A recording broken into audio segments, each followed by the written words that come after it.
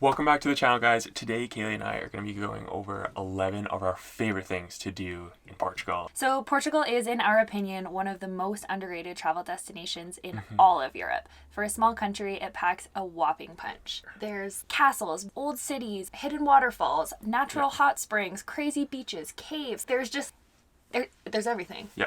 It looks small on a map, but it packs a big punch. Yeah. There's even wineries. Anyways, we'll get into this all in this video. Yes. Be sure to stick around because you're not going to want to miss our number one on this list. Yep, I can pretty much guarantee it's not the number one on anyone else's list for Portugal, but you guys will see why it's on our list.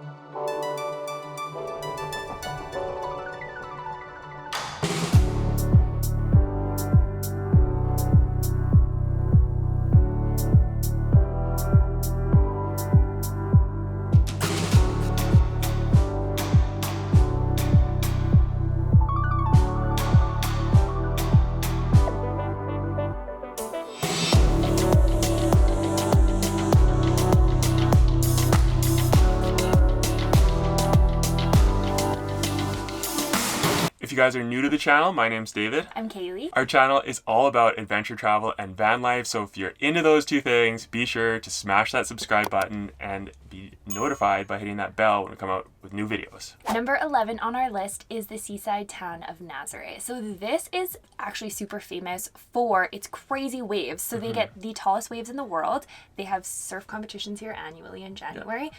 Their waves are over 70 feet tall. So if you Google Nazare, you'll see these pictures of these people, like crazy, crazy waves. Yeah. We actually weren't even there when the waves were crazy, and we still absolutely love this town. Yeah.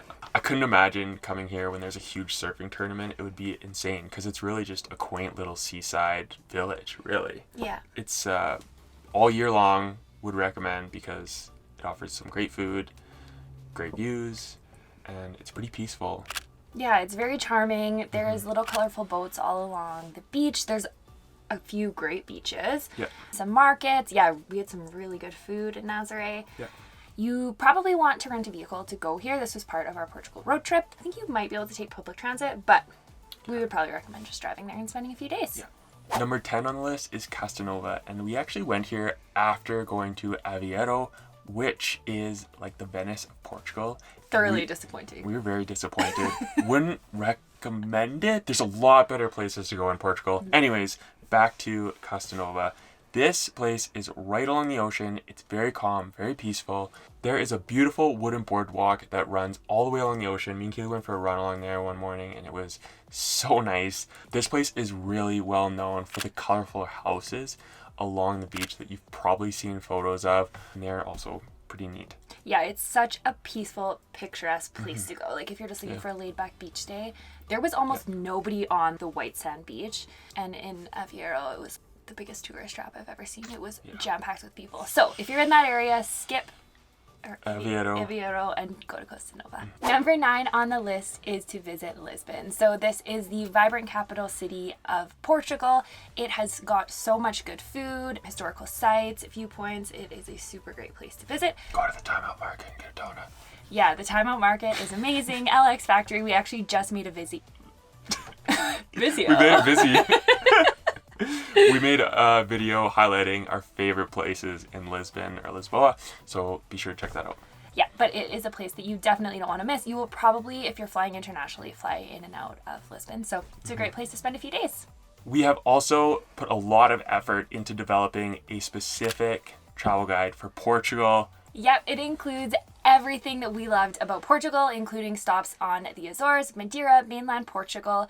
It is 58 pages long and it's got everything that you need to know to plan an amazing trip through the country. You don't have to do any research with this. We've broken everything down for you. Yeah, and we've also had a lot of amazing feedback from people who traveled to Portugal, come back, and been like, your guide's awesome. We used it so much. So be sure to check that out. Yes, it's an instant download. We will link that below and up in the corner. Number 8 on the list is Sintra. So this is the town of the beautiful castles that you've probably seen images of. If you've researched Portugal, gotta go here. It is just magnificent. Take a couple days, explore all of the castles. It is pretty busy sometimes, so try to not overwhelm yourself and pack too many castles into a day, because I think it's a really easy thing to do and people get kind of burnt out. Be sure to just go see some of your favorites and take time to do so as well. Yeah, three castles in a day is realistic. We've actually also got a YouTube video that goes over kind of which castles you should hit in which order to avoid the crowds and make the most of your time there. So definitely want to add Sintra to your list. It's only about 40 minutes from Lisbon, which is really nice. And you can take train if you want to.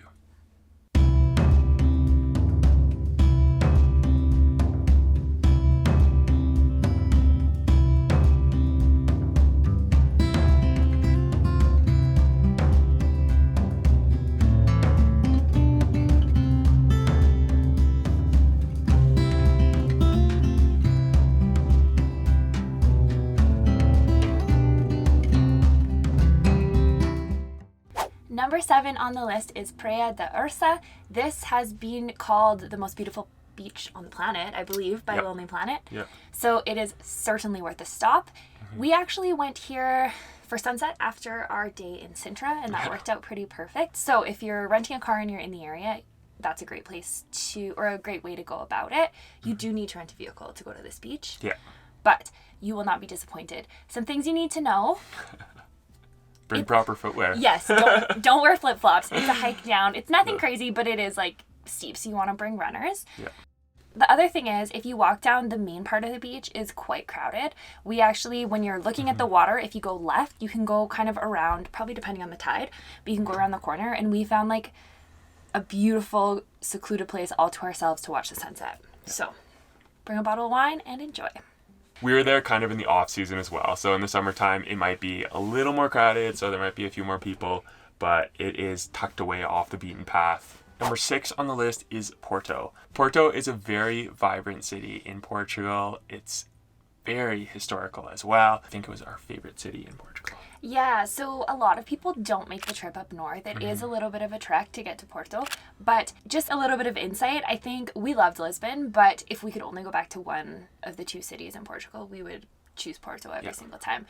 It's a lot more authentic. If I were to describe it in one word, I would say a lot more authenticity. It's not very popular, so there's not as many people. It's not as crowded. It's less touristy. It's a little bit more. I think there's a pretty famous saying in Portugal that says, if Lisbon is the heart of Portugal, then Porto is the soul. And that sums it up perfectly. There's music in the streets. They've got a ton of wine tastings. The buildings are bright and colorful. The riverfront promenade is pure magic. The food is exquisite. The people are incredibly friendly. The culture here is unlike anywhere else in the country. It's honestly hard to describe, but it's a feeling that stays with you long after you're gone. I don't know. You gotta go. You gotta go to experience it. Yeah, we loved it so much. Number 5 on the list is the Douro Valley. So this is Portugal's wine valley, and it is located just east of Porto. So if you rented a vehicle, you can easily go out and you can actually spend the night at vineyards if you buy a bottle of their wine in your camper van. So they give you access to electricity and it's perfect. Showers and bathrooms and stuff if you buy a 10 euro bottle of wine. So take advantage of that.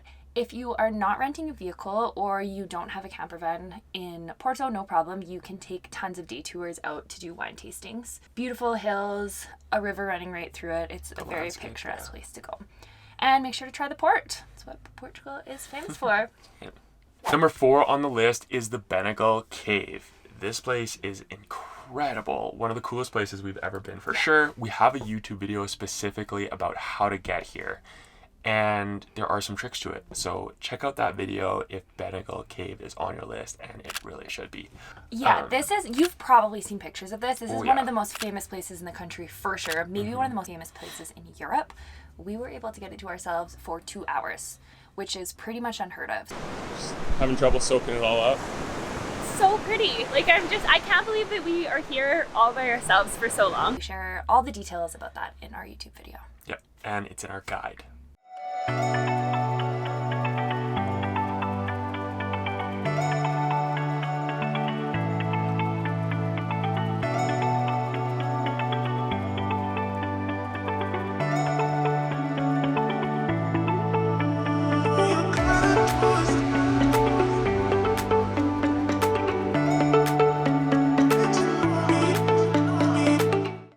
Okay, I'm so excited about this one. Number 3 on our list is the Azores Islands. So these islands are a 2.5-hour flight from Lisbon off the west coast of Portugal. So it's a really good place to go if you're coming from North America. That's how we did it. We just flew from Toronto directly to the Azores, which was great. Yeah.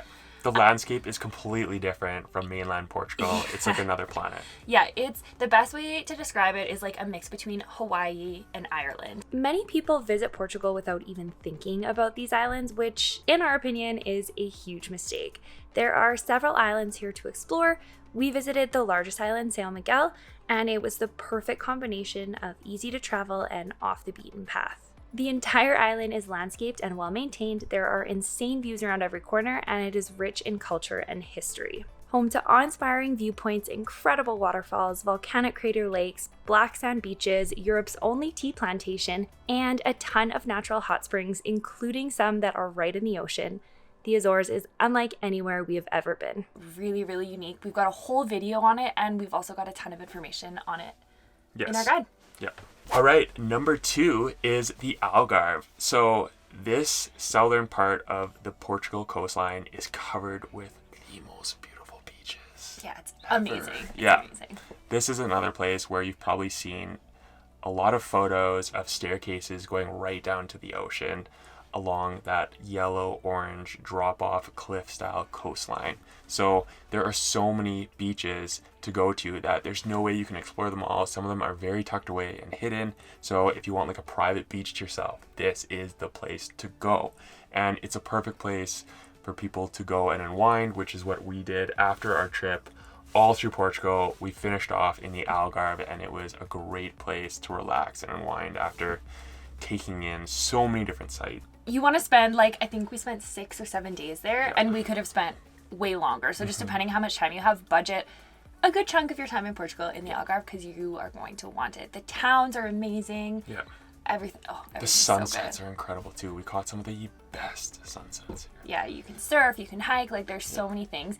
And we've got some secret beaches that we visited in our guide too. So make sure to check those out. Another reason to get the guide.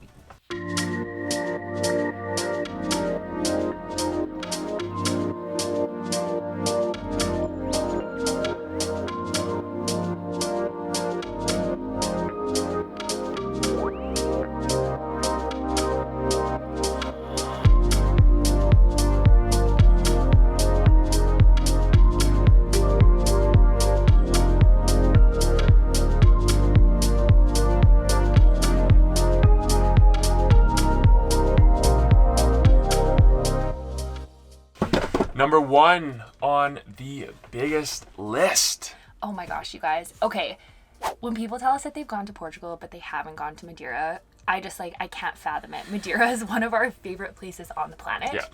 If you're going to Portugal, it's an hour flight from Lisbon. You have to go. Madeira is a volcanic island just kind of southwest of Portugal. And oh my gosh, it's I get full like giddy. Of hiking, insane waterfalls, beautiful coastline.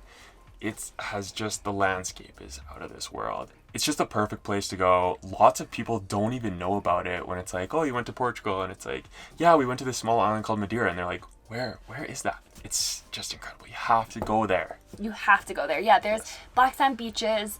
They have volcanic swimming pools in the ocean. They've got resorts. You can stay in Airbnbs.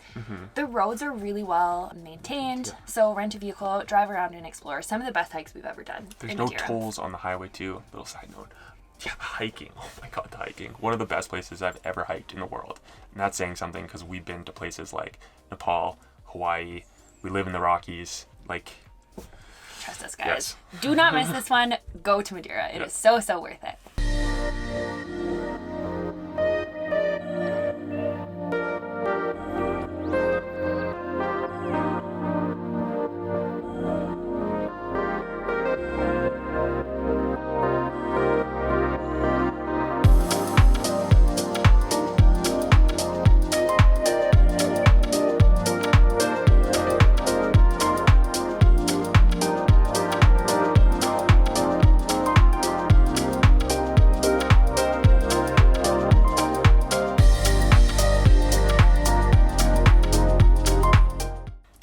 So that was our list about the best places in Portugal to visit. Thank you guys so much for watching. Be sure to check out our travel guide on Portugal. It's the best guide out there. And we've gotten so much positive feedback about it. Yeah, we are so excited to share all that information with you. We literally spend like months planning trips, and all of that information is in our guide. And it's an instant download. Yes, which is awesome. We have also got different videos on a lot of these places that we mentioned, just because there's not enough time to break down like Madeira, the Azores, all of these things in this video. So if you're looking for more detailed information, look below. We'll link a lot of those as well. Yep. If you like this video, be sure to like it, subscribe to the channel, and we'll see you guys in the next one. See you next week.